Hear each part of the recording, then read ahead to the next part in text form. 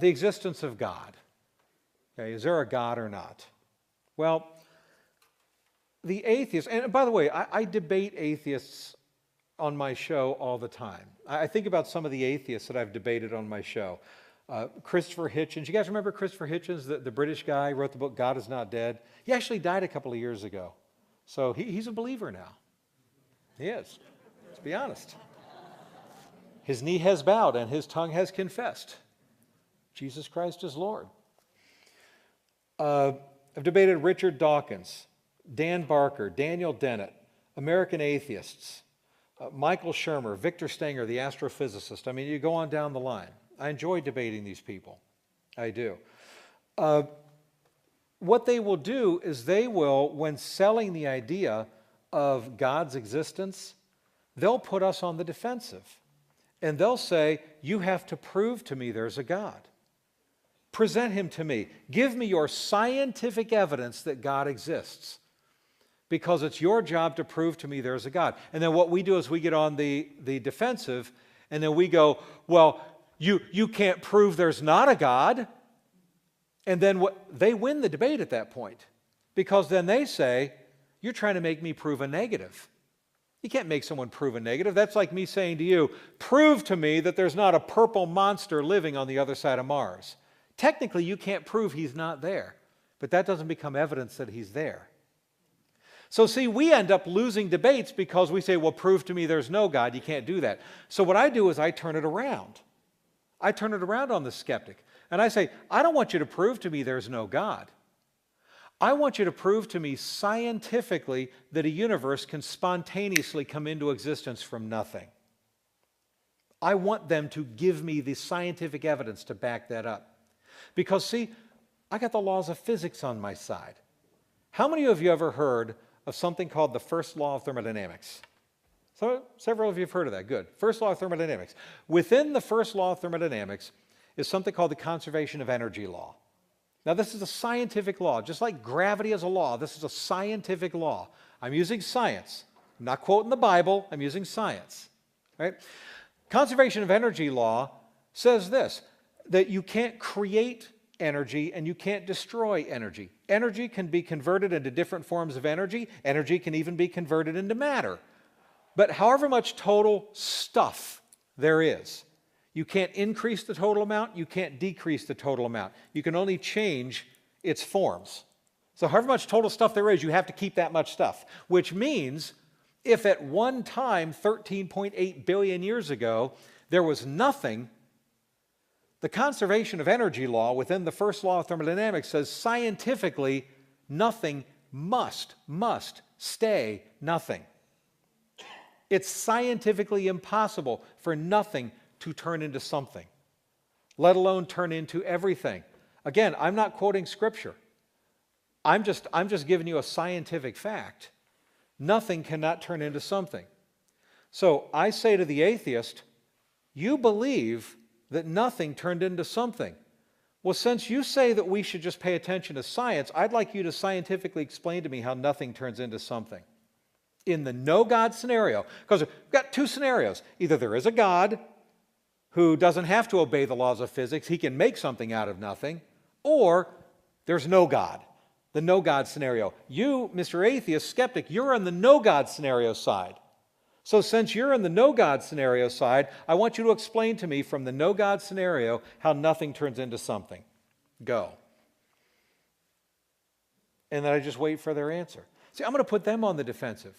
I'm not trying to make you prove to me there's no God. I'm not trying to make you prove to me that prove a negative. I'm trying to make you prove to me a positive. I want you to prove to me how nothing turns into something, violating the laws of physics. See, they can't. They can't. Scientific law is actually on our side. And by the way, that doesn't even get us to the other issues that they have to deal with, like the second law of thermodynamics, or abiogenesis, that once this matter comes into existence, how does inanimate matter suddenly become alive? That's also not scientific. No basis for that at all. Now, I do want to say, for the atheist who wants to argue that there's no God, Here's what he may say. So I'm just going to, just in case there's any atheists in here, if you're thinking about bringing this up, I'll head you off at the pass, okay? And I'll address it first. Some of them will argue, well, we didn't go from nothing to something. The universe always existed. So all the matter and energy in the universe that there is has always been here. So therefore, you don't need a creator to create it. It's existed for all of infinity, for all time. How many of you in here have heard of something called the second law of thermodynamics? Anybody heard of the second law? Okay, some of you have. This is where the second law comes into play. This is also a law of physics. The second law is a heat transfer law.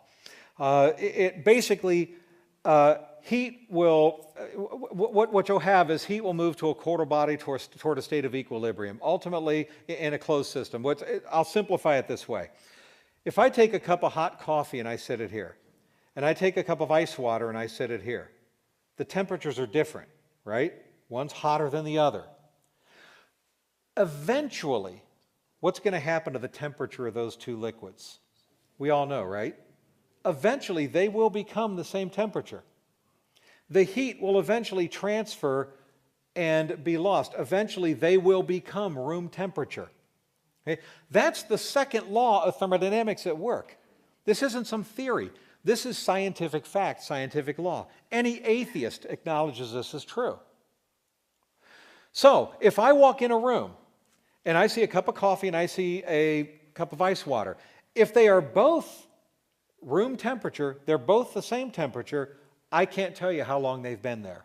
However, if the coffee is still hot and the ice water is still cold, the second law of thermodynamics says this: it is a proven fact that they have not been there forever.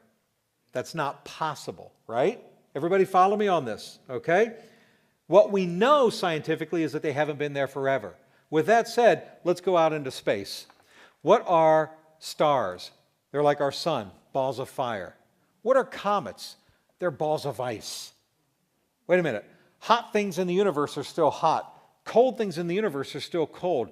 There's a disparity of heat in the universe, isn't there? You know what that means? That means you can debate all day long how long the universe has been around. There's one thing we know scientifically for a fact. It's impossible that it's been here forever. So when that skeptic goes, well, maybe the universe has been here for all time, forever. It didn't need to be created. Oh, really? Well, let's talk about the second law of thermodynamics. And so when you present that to them, and then you say, so I'd like you to explain to me scientifically, how can the universe have existed for all time and not experienced heat death yet? Why hasn't equilibrium been achieved yet? Why are hot things still hot and cold things still cold? That's a violation of the laws of physics. So how do you explain that?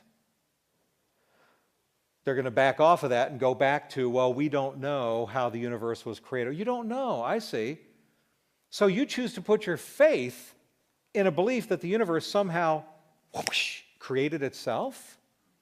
Does it really make sense to put your faith in? I told Christopher Hitchens, I said, you know, we both have a faith belief system. We both have faith. Okay, I have faith in God. You have faith that the universe somehow made itself. He goes, I do not have faith. That's absurd. I said, no, it's not absurd. You do have faith. Because you can't prove it scientifically. There's no basis for believing that. Yet you still just choose to believe that it made itself anyway. And there's no way to scientifically prove that. And he said, well, yeah, but someday in the future we may scientifically discover something. I said, oh, in other words, you're having faith in some yet undiscovered scientific discovery that will somehow explain this. You have faith in that. Well, guess what? I also have faith that someday Jesus is going to come through the clouds and prove you all wrong. All right? But you're going to call that a faith, so why can't I call what you have a faith that someday some scientist will show a way that a universe can be created? How is that not a faith? Waiting for your answer.